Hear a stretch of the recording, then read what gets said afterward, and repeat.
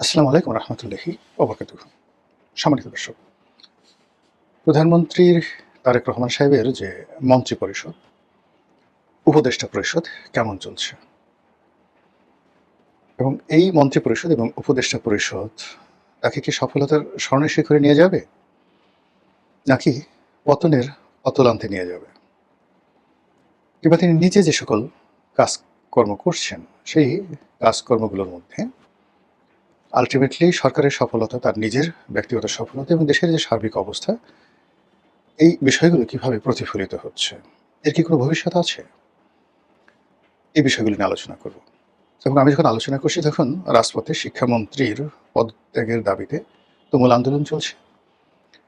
তারপর সংসদ ভবনে ছাত্ররা ঘেরাও করে আছে, পুলিশ লাঠিপেটা করেছে, কয়েক দফা তাদেরকে তাড়িয়ে দেওয়া হয়েছে।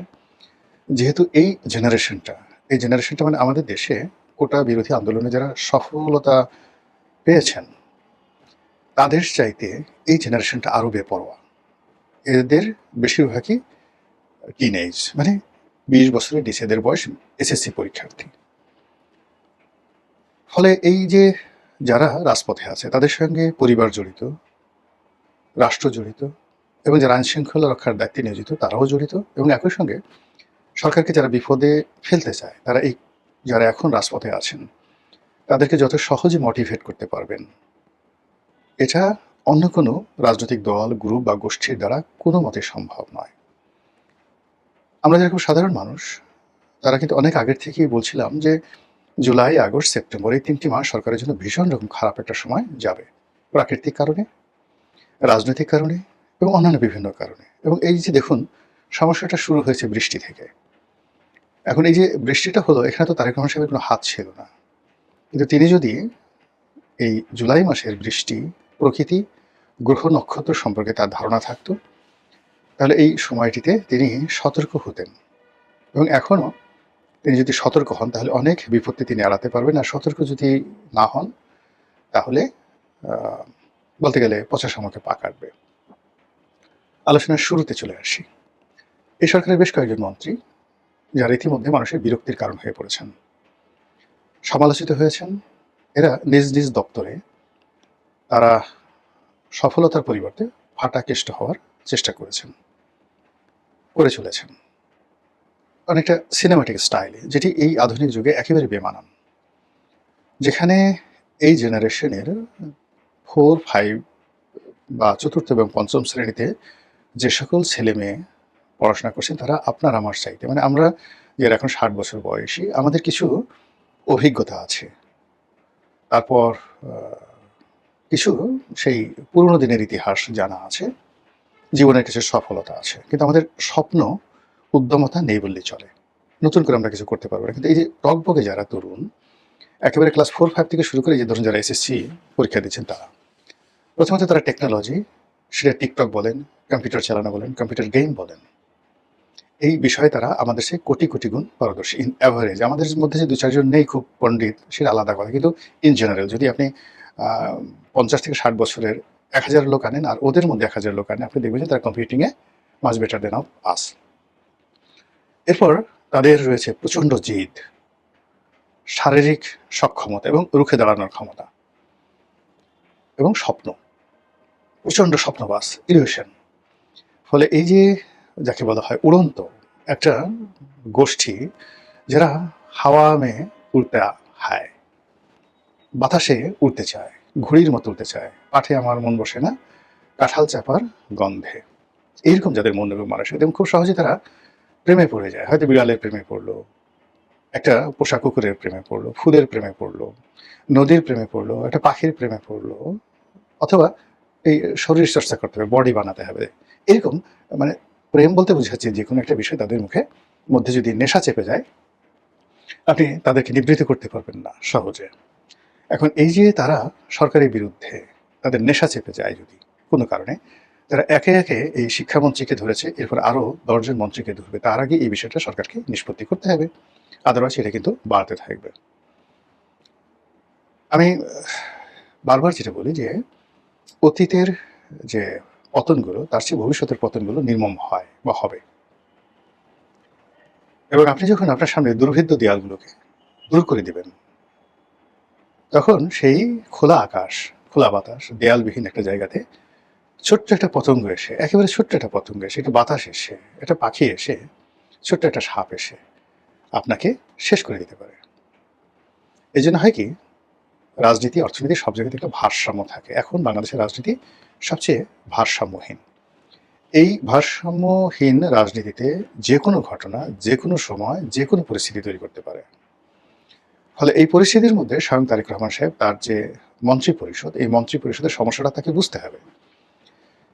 তিনি যাদেরকে মন্ত্রী বানিয়েছেন, এদের হাতে গোনা ২-১ জন ছাড়া, ২-৪ জন ছাড়া বেশিরভাগ মূলত তারেক রহমান সাহেব তাদেরকে পছন্দ করেছেন, মন্ত্রী বানিয়েছেন। এর বাইরে তাদের আসলে অন্য কোনো যোগ্যতা নেই।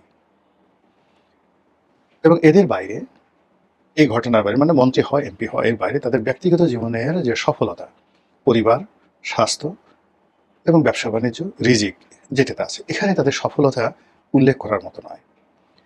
বরং এদের অনেকের বিরুদ্ধে দুর্নীতি, অনেকের বিরুদ্ধে অনিয়ম, অনেকের বিরুদ্ধে অনেকের সংসার নষ্ট করা, অনেকের ঘর নষ্ট করা, অনেকের ব্যবসা নষ্ট করা, অনেকের রিজিক নষ্ট করা, হক নষ্ট করা, এই জিনিসগুলো অহরহ রয়েছে।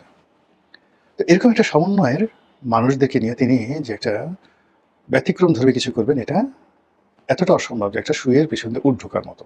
কারণ হলো, প্রশান্ত আত্মা, প্রশান্ত মন, ভালো চরিত্র ছাড়া কখনো মস্তিষ্ক থেকে ভালো জিনিস বের হয় না।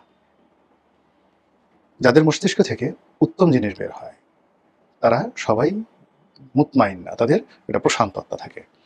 কিন্তু এই মন্ত্রী পরিষদে আপনি কাকে কাকে বলেন তো প্রশান্ত আত্মা রয়েছে, এ স্যাটিসফাইড মাইন্ড, কোনো অভিযোগ নাই জীবনের, যেখানে গিয়েছেন শুধু সফল হয়েছেন। এবং তাদেরকে দেখলে আপনার মায়া হবে, মনে হবে এটা একটা ভদ্রলোক, ভালো ফ্যামিলি থেকে এসছে। কজনকে দেখলে মনে হয়, আর কজনকে দেখলে মনে হয় খুব রাগ হয়, মেজাজ গরম হয়, মনে হয় একটু স্পর্শ করে দিই, আলতো করে একটু স্পর্শ করে দিই, একটু সুরসুরি দিয়ে দিই।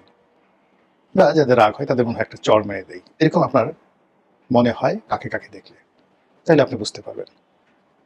এই যে সামগ্রিক অর্থে যাদেরকে মন্ত্রী বানানো হয়েছে, তাদের একমাত্র এবং প্রধান জিনিস হলো, তারা সবাই জনাব তারেক রহমান সাহেবের পছন্দের, ভালোবাসার মানুষ। কাজেই এই মন্ত্রী পরিষদের সকল দায় দায়িত্ব তাকেই নিতে হবে। সেই অর্থে ওনার উচিত এই মুহূর্তে যাদের বিরুদ্ধে অভিযোগ এসেছে, রাতারাতি তাদেরকে পরিবর্তন করে ফেলা। জাস্ট লাইক, মানে কি বলবো, অন্তর্বাসের মতো। আপনি একটা প্যান্ট ২-৩ বার পরেন, কিন্তু জাঙ্গিয়া, ব্রা, গেঞ্জি, এই জিনিসগুলো কিন্তু একবার যদি আপনি ব্যবহার করেন, দ্বিতীয়বার এগুলোকে ব্যবহার করা যায় না। টয়লেট টিস্যু, টয়লেট পেপার দিয়ে ব্যবহার করা যায় না। এরকমভাবে যাদের বিরুদ্ধে অভিযোগ এসছে তাদেরকে ছুঁড়ে ফেলতে হবে। আদারওয়াইজ এখান থেকে নিয়ে যদি অন্য জায়গায় রাখা হয়, ওএসডি করে রাখা হয়, এবং এই মানে ব্যর্থ মন্ত্রীরা যদি থাকেন, ক্যাবিনেটে থাকেন, তাহলে এরা ভাইরাস ছড়াতে থাকবে। এই গেল একটা। ২ নম্বর হলো যে, উনি কতগুলো উপদেষ্টা নিয়োগ দিয়েছেন। এদের কাউকে তিনি লন্ডন থেকে নিয়ে এসেছেন, কাউকে হয়তো লোকাল মার্কেট থেকে নিয়েছেন। ফরেন ইম্পোর্টেড আইটেমস এবং লোকালি প্রডিউসড। এই গত ৪ মাসে তাদের একটা সিঙ্গেল কথা, একটি আচরণ, একটি কর্ম জাতির দৃষ্টি আকর্ষণ করেনি।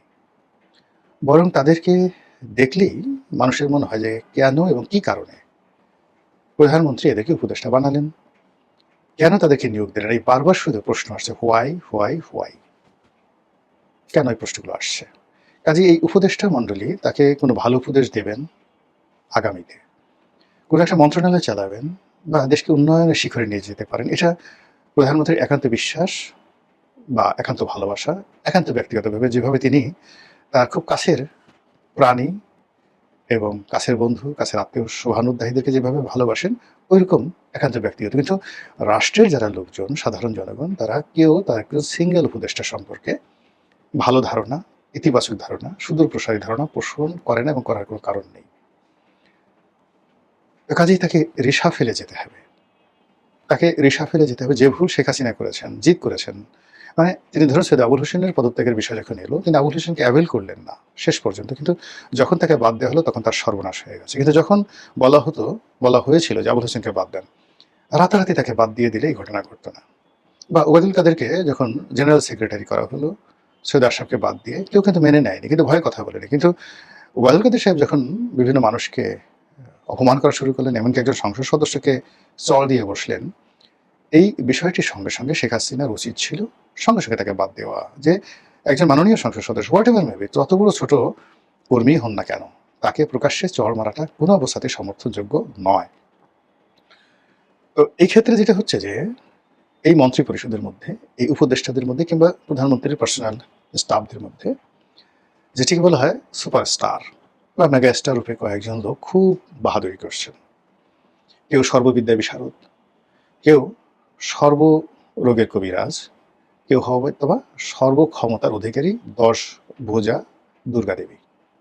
অনেক ক্ষমতা, অনেক জ্ঞান, অনেক প্রভাব ইত্যাদি ইত্যাদি, এরকম যারা সুপারস্টার হয়ে গেছেন এবং দে সিমস, তাদেরকে দেখলে মনে হয় বা দে সিমড, তারা নিজেদেরকে প্রমাণ করতে চান যে they are much better than a prime minister in terms of education, in terms of quality, in terms of approaching and everything.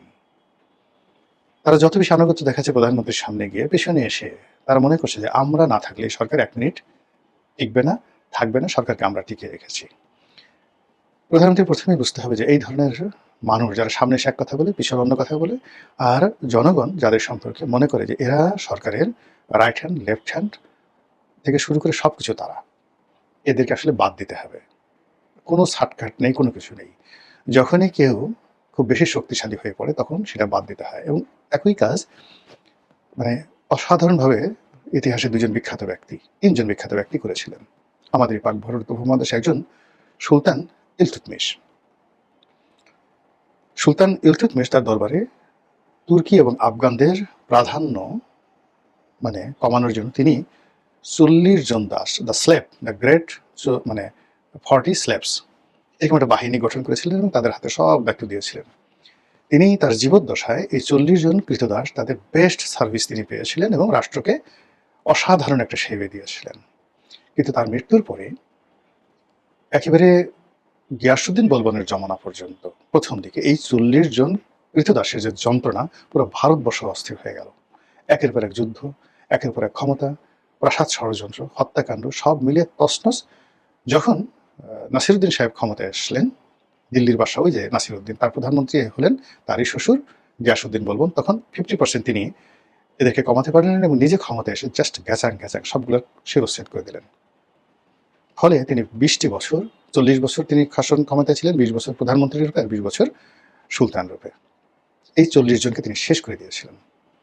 ঠিক সেম কাজ করেছিলেন আলাউদ্দিন খিলজি, একই অবস্থায় তিনি পড়েছিলেন। তো আলাউদ্দিন খিলজি, গিয়াসউদ্দিন বলবন এবং সুলতান ইলতুৎমিশ, এদের জীবন যদি এবং সফলতা যদি প্রধানমন্ত্রী অনুসরণ করেন, he has no way but to reform, এবং এটা করতে তাকে দেরি করা যাবে না। তাকে এই ক্ষেত্রে এতটা নির্মম এবং নিষ্ঠুর হতে হবে যে কোনো অবস্থাতেই যেন তার প্রতিপক্ষ একটা করার সুযোগ না পায়, আর তাকে ব্যবহার করে কোনো একটা মাসিও যেন ভো করার সুযোগ না পায়। নো ভো নো ভা, তাহলে তিনি টিকতে পারবেন, যেতে পারবেন, আদারওয়াইজ হবে না। সোজা বাংলা কথা। দ্বিতীয় যে বিষয়টি হলো তার ব্যক্তিগত জীবন। তার স্ত্রীকে তিনি কতটা ভালোবাসেন, তারপরে কিভাবে ছাতি ধরেন, তার স্ত্রীকে খুশি করার জন্য তিনি যে সকল প্ল্যান করেন, পরিকল্পনাগুলো করেন, এই জিনিসগুলো নিয়ে বিরোধী দলের যারা লোকজন, তরুণ যারা আছেন, তারা ট্রল করছেন। কেউ তাকে প্রেমের দেবতা, কেউ তাকে তাজমহল নির্মাণ করার দ্বিতীয় কারিগর, এই কথাগুলো বলছে। কেউ তাকে বলছে যে আপনি বাসে করে যে দেশে যাচ্ছেন মূলত প্রেম করার জন্য। বাংলাদেশের এত উচ্চ পর্যায়ের প্রধানমন্ত্রী এবং তার পরিবারকে নিয়ে এই ধরনের ট্রল ইতিপূর্বে কখনো হয়নি। কাজে ওয়েস্টার্ন সোসাইটিতে টনি ব্লেয়ার এবং শেরি ব্লেয়ার তারা প্রকাশ্যে হাত ধরে হাসছে কিংবা চুম্বন করছেন। কিংবা ধরুন ফ্রান্সে তার চেয়ে 15-20 বছরের বড় তার শিক্ষক ইমানুয়েল ম্যাক্রোর স্ত্রী, মূলত ইমানুয়েল ম্যাক্রো শিক্ষক ছিলেন, টিচার ছিলেন। তো তাদের অসম প্রেম, এমনকি বউয়ের হাতে মার খাওয়া, ওটাই সমাজে কোনো প্রবলেম হয় না। ডোনাল্ড ট্রাম্পের চতুর্থ স্ত্রী মেলানিয়া ট্রাম্প, তার হাতে চড় খাচ্ছেন ট্রাম্প প্রকাশ্যে, এটাও দেশে কোনো সমস্যা হয় না। একদিকে সেক্সুয়াল ওয়ার্কার বা পর্ন স্টার, তাদের সঙ্গে ডোনাল্ড ট্রাম্পের সেক্সুয়াল রিলেশন, আবার অন্যদিকে প্রেমের অভিনয়, এটা আমেরিকান সমাজে সমস্যা হয় না। কিন্তু আমাদের সাবকন্টিনেন্টে এশিয়া সাবকন্টিনেন্টে এই ধরনের জিনিস একেবারে সহ্য করা যাবে না। কাজে এখানে ছেলে মেয়ে পরিবার এটা একান্ত ব্যক্তিগত বিষয় থাকাটাই উত্তম। প্রধানমন্ত্রী যে কাজগুলো করছেন আপাত দৃষ্টিতে আমাদের কারো কোনো ক্ষতি হচ্ছে না, কিন্তু হয়তো তিনি এই কাজ করে মজা পাচ্ছেন, আনন্দ পাচ্ছেন এবং সেই আনন্দকে তিনি রাষ্ট্রীয় কর্মে আরো উদ্দীপনার রূপে ব্যবহার করতে পারবেন। কিন্তু তার বুঝতে হবে যে রাম কেন সীতাকে বনবাসে দিয়েছিলেন। আবার সীতা বনবাস থেকে ফিরে আসার পরে রাম তার সতীত্ব পরীক্ষা করার জন্য যখন রামের স্ত্রী সীতাকে অপহরণ করে নিয়ে গেল রাবণ, তখন প্রশ্ন হলো সে তার সতীত্ব হারিয়ে ফেলেছে। তো সেই স্ত্রীকে তিনি যখন ঘরে তুলবেন সমাজ বলল সে অসতী, তাকে সেই সৎ প্রমাণ করার জন্য, সতী প্রমাণ করার জন্য আগুনের উপর দিয়ে তাকে হেঁটে যেতে হলো। এগুলো নেহায়েত গল্প, কিন্তু এগুলো বোঝায় যে রাজাকে সবসময় জনগণের কথা ভাবতে হবে। পাবলিক সেন্টিমেন্ট, পাবলিকের যে অ্যাপ্রোচিং, আগে আগে আমরা জানতাম আটকরে রাজা সে ঘর থেকে বেরোতো না, তার ছেলে মেয়ে হতো না, এই কারণে যে জনগণ তাকে দেখলে বলতো যে হাই আল্লাহ, আজকে রাজাকে দেখলাম, আমাদের দিন ভালো যাবে না। এই গল্পের একটা মিনিং আছে। দেখুন যে সেই যুগে যখন রাজা একক কর্তৃত্ববাদী, তখনও তাকে এই পাবলিক সেন্টিমেন্ট স্মরণ করে তাকে ঘরের মধ্যে আবদ্ধ থাকতে হতো। কাজে এখন প্রধানমন্ত্রী এবং তার পরিবারকে নিয়ে তার যারা সমালোচক যে কথাগুলো বলছে তাকে অবশ্যই এগুলো কগনিজেন্সে নিতে হবে। আমরা যারা সাধারণ জনগণ আছে আমরা চাই যে ধারাবাহিকতা থাকুক। একটা জুলাই বিপ্লব হয়েছে, কম বেশি আমরা সবাই সমর্থন জানিয়েছি, ফলে এটা ধারাবাহিকতা থাকলে আমাদেরই লাভ। কিন্তু এখানে যদি ধারাবাহিকতা নষ্ট হয় তাহলে বিএনপি যত ক্ষতি হবে বা ইউনূস সাহেব যে যত ক্ষতি হয়েছে তার চেয়ে জনগণ হিসেবে আমরা বেশি কম্বাইন্ডলি, কালেকটিভলি বেশি ক্ষতিগ্রস্ত হয়েছি। আশা রাখি প্রধানমন্ত্রী সুমতি ফিরে পাবেন এবং যথাযথভাবে দায়িত্ব পালন করবেন। আসসালামু আলাইকুম রহমতুল্লাহি ওয়া বারাকাতুহু।